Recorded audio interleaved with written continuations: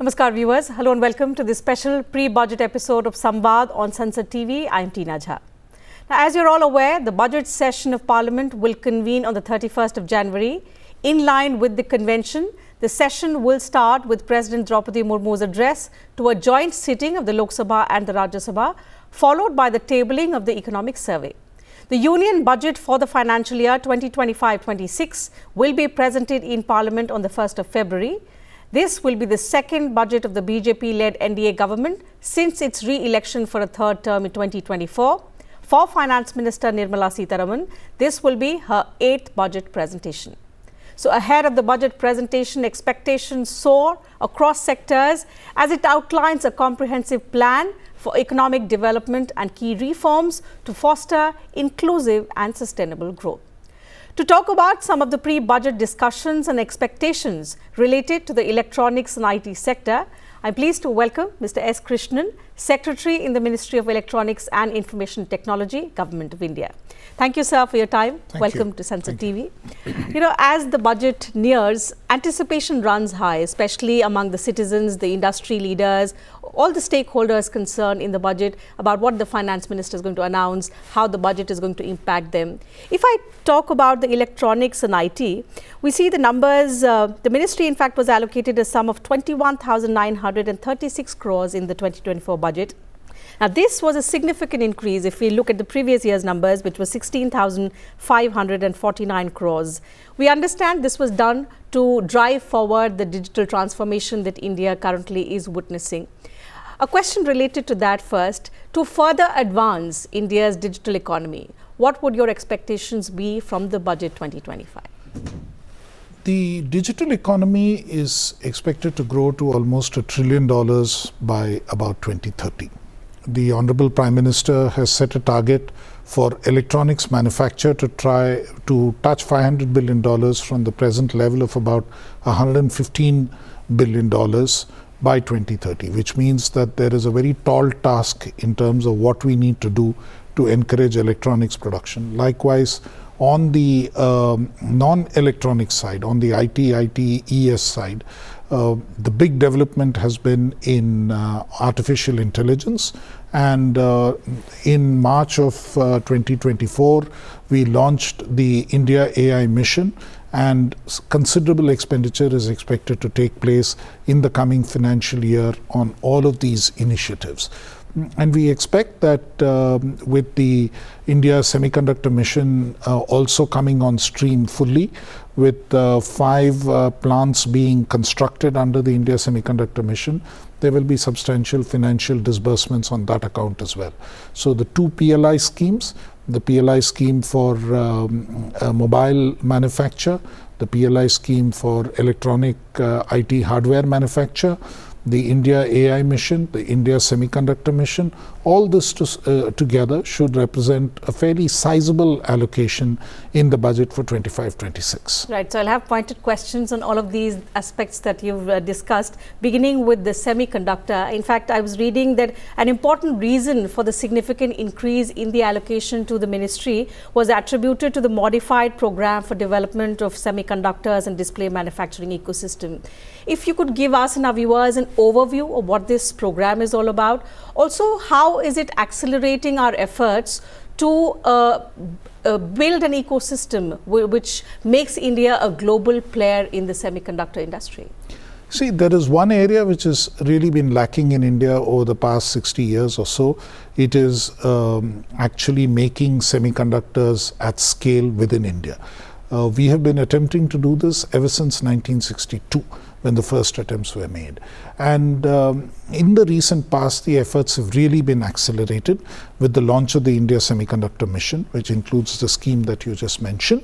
And we have, in the last year or so, work has commenced on 5 projects which are supported by the India Semiconductor Mission. The India Semiconductor Mission has a total outlay of 76,000 crore, of which about 1,000 crore is meant for the design-linked incentive scheme, which will bring the design ecosystem into India for semiconductors, because we have a large number of engineers trained in semiconductor design in the country already. The subsidy which is available for the other companies comes after this. And it is one of the most generous industrial, most ambitious industrial policy programs that the country has ever witnessed, because the government of India pays about 50% as subsidy on a pari passu basis. That is, as the private company spends on the project, we match what they spend in our releases from the budget. So in some ways, it's one of the most generous and also one of the most ambitious industrial policy programs, and we will finally see this dream fructify during the fiscal year 25-26, with the first manufacture of India's own semiconductors on a large scale. Also, we have one fab which is approved among the 5 semiconductor schemes, which is to be built by Tata Electronics at Dholera in Gujarat. The first plant which will come on stream will be the one by Micron, which is being built currently in Sanand in Gujarat, which was launched again by the Honorable Prime Minister, and we should see production at that location during 2025. So when we are saying we need to establish 10 fabs over the next decade, what is the kind of focused intervention that will be required as the way forward in terms of budget, in terms of policy, also in terms of partnerships, if you could share with us and our viewers? Let me start with the partnerships. This is technology which currently, in terms of manufacture, has not been done in India. So we would initially require some partnerships. And the technology development is being done in 2 ways. One is Indian companies are entering into technical partnerships with companies from Taiwan, from Japan, and so on, in order to enable manufacture. Micron is an American company which is directly investing in India. And Tata Electronics is setting up one plant where what they have done is they have, in a pilot facility, they have already developed those technologies using Indian, or rather persons of Indian origin who have worked in the semiconductor sector elsewhere in the world. They have brought in people. They brought in more than 100 engineers with a combined experience of more than 1,000 years between them in the semiconductor space to actually work on the design and to have an indigenous technology which can be used in one of their plants. So it's a combination of a number of ways in which we are partnering with people either who are from overseas in terms of companies, or who are persons of Indian origin who have worked in some of those companies before and are now coming back to India to support India's semiconductor mission. So in that sense, the partnerships are quite major. The second part of it is really ease of doing business and making sure that these companies are able to take up their manufacturing activity with the least disruption. This is complex manufacture, high precision manufacturing. Clean rooms have to maintain a very, very high degree of purity. Even when the equipment comes in, you cannot, in normal machinery and equipment which comes, customs would open and inspect even at the port. In these cases, you cannot do that. So it has to be, you have to have a special dispensation to take such equipment to the final place where it is intended to be located in the clean room and open it for inspection. So all these kind of measures are being taken both by the Government of India and by the respective state governments to make sure that there's ease in the way that these companies can establish themselves quickly and they can come up quickly. Another major area is human resource development. As you can well imagine, since we have not been in the space of semiconductor manufacture so far, we do not have enough people in the country who are trained in that area.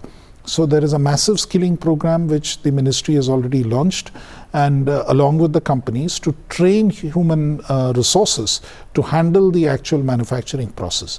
We are also deputing some of them outside the country to learn in Taiwan, in Singapore and other places. In addition, we have experts coming here to teach at a number of facilities. We have set up in MeitY academic scale fabs, as they are called, in about 6 institutes, Indian Institute of Science in Bengaluru and 5 other IITs, which are also serving to train some of the human resources for this purpose. So all of these efforts are coming together to make sure that our dream of actually manufacturing semiconductors in India is realized. So from the semiconductor mission, I'll take your attention to the AI mission. AI, of course, is another area where we want India to become a global player. How do you see the upcoming budget build up on the 10,000 crore allocation that we saw towards the India AI mission last year? I think I should clarify that the 10,000 crore was not an allocation in the budget. It is the total cost of the scheme. Okay. About 500 crores was allocated during the budget for 2024-25. We expect that to be substantially enhanced in 25-26, since many of the activities will really come on stream during 25-26. Okay.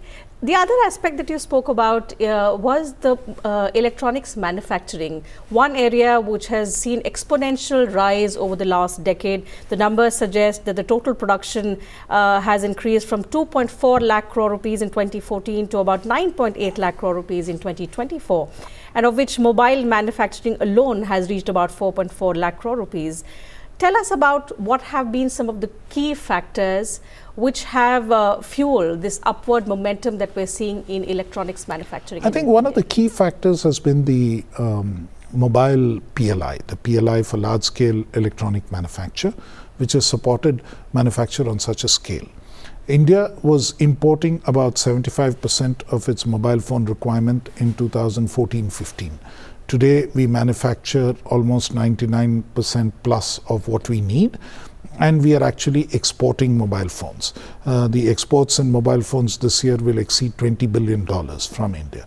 And the establishment of these facilities has basically been enabled by the PLI scheme. Today, they are some of the largest factories in India. They employ a large number of people. I have personally seen factories in manufacturing mobile phones which have more than 70,000 people and working there. So in that sense, it's a stupendous achievement in terms of what it has done for employment and what it has done for actually reducing the imports on that score. What we have to do is further deepen the value chain here so that the value addition in India improves and we manufacture more and more of the components in the country as well. A related question on the expansion of the electronics manufacturing industry. What's interesting is Tamil Nadu, one state where you have served in various capacities, is a leading hub in the electronics manufacturing department. Tell us about what has led to the state today become a leading hub for manufacturing in electronics, and how can the other states also imbibe this success story? I mean, there are two or three major factors which I would ascribe it to. First and foremost would be, again, the human resources. There is a culture of factory employment and high productivity amongst factory workers in the state. That is something which attracts a number of industries to the state first and foremost. The second thing I would say is a favorable infrastructure situation. It is a coastal state. It has access to a number of seaports. It has access to airports. It has well-developed road infrastructure, communications infrastructure. So that is a second major factor which helps the state.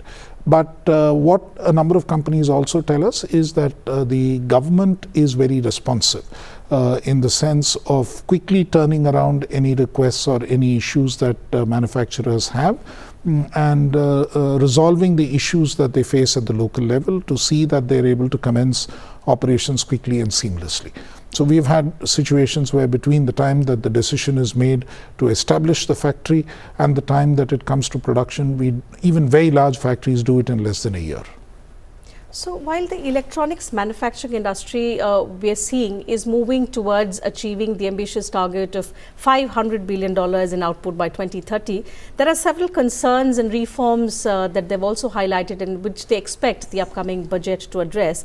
And some of these include challenges like regulatory hurdles, the high tariffs, tax compliance, etc. So we would like to know, how is the government responding to some of these concerns that the industry leaders have raised? I think we are in regular communication with the various industry associations in the electronic space.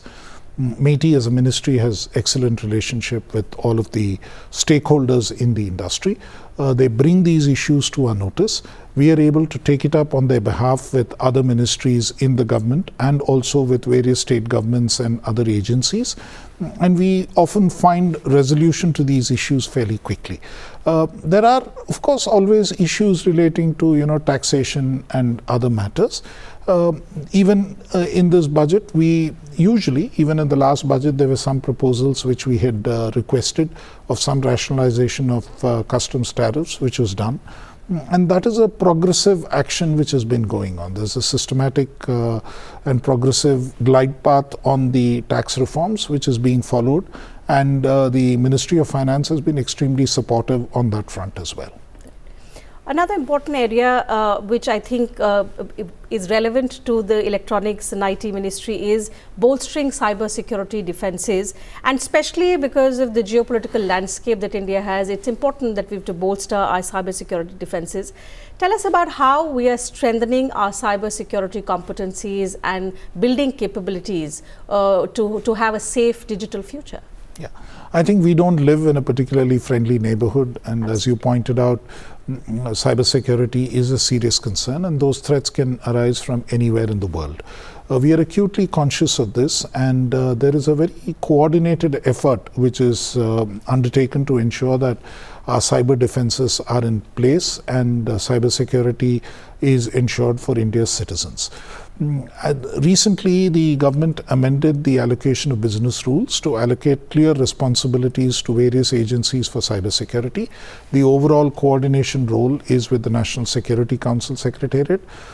The technical part and the statutory requirements under the IT Act towards cybersecurity are to be dealt with by MeitY, the Ministry of Electronics and Information Technology. Cyber crime is to be dealt with by MHA, the Ministry of Home Affairs, and network security in terms of the telecom network security is dealt with by the Department of Telecom under the Ministry of Communication.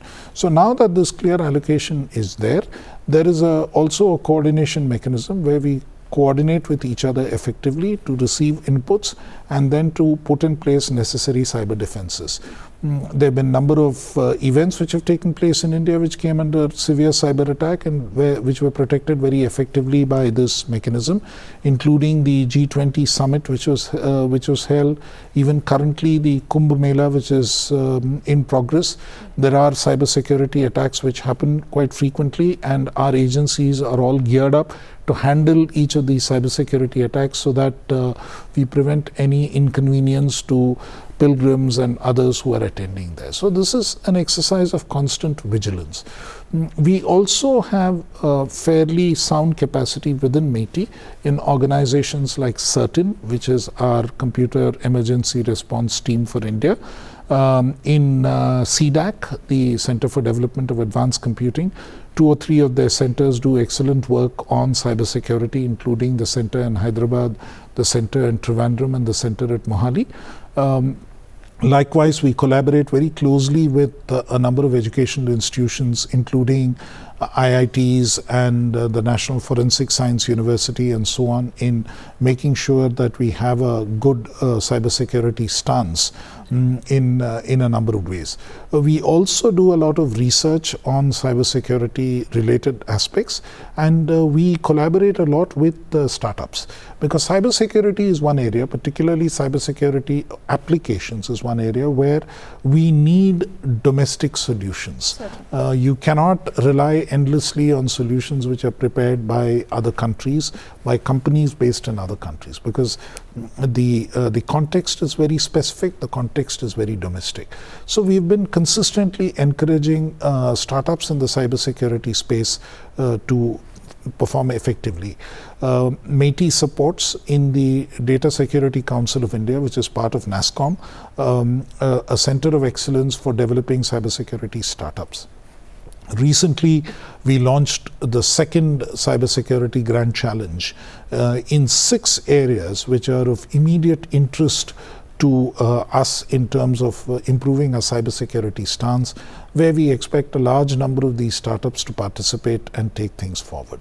So, and the last aspect is we also run a program called Information education and security awareness, which is basically targeted at creating cybersecurity awareness across a range.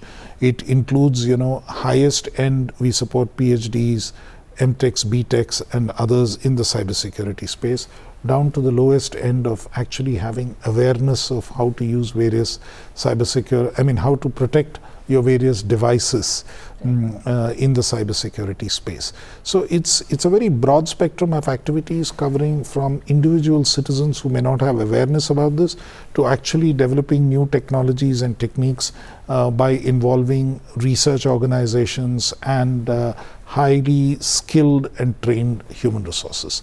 So it's a complete gamut of activities that MeitY takes up in this space.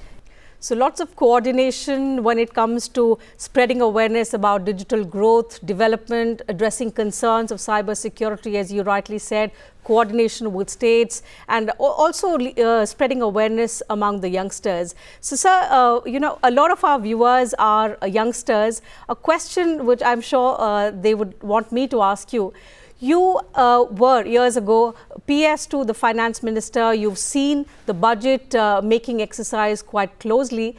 If you could share with us a personal experience about how it is like, what is the kind of vibe that one gets during the time when the budget is being prepared? If it is a question of personal experience, I think the first budgets I made was as a very young officer of the Indian Administrative Service. I was just 3 years into the service when I was thrown into my first budget in a state government. And so I spent about 4 years as a budget officer in the state government, and subsequently in the government of India as the private secretary to the finance minister, very hands-on experience there. And finally later as a finance secretary in the government of Tamil Nadu.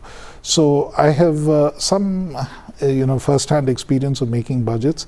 It's a very stressful exercise in some ways because it's limited by time. There's a lot which needs to be done, a lot of secrecy which needs to be maintained, because earlier it used to be various financial proposals, what would happen if they leak.